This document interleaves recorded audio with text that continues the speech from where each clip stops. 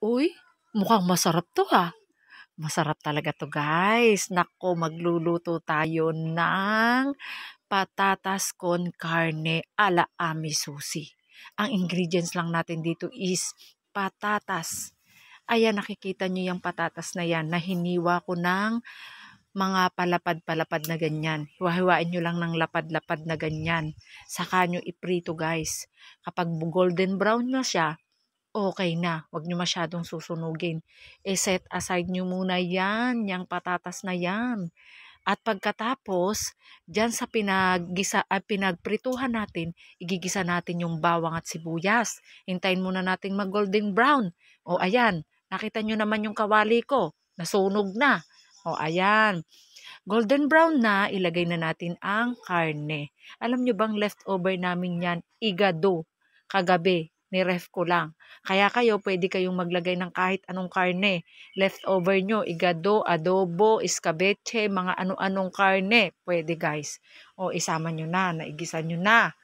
Lagyan nyo ng konting toyo, konting oyster sauce, at paminta, o ng kahit anong seasoning nyo, pwede. Yung mga pampasarap, lagyan nyo na. Isabay nyo na, guys.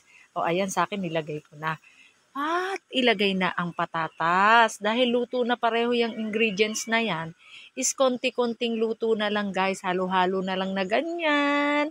Halu-haluin ng konti para mag-blend na silang dalawa.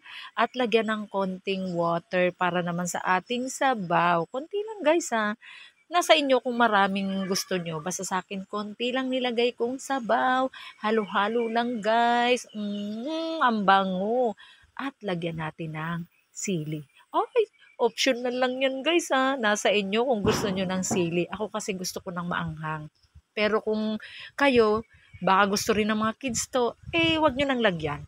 Ilagay na natin red bell pepper.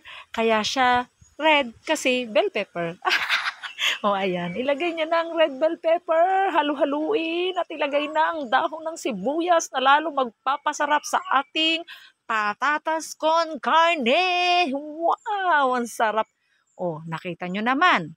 Hindi na kailangang magsalita. Nakikita nyo naman.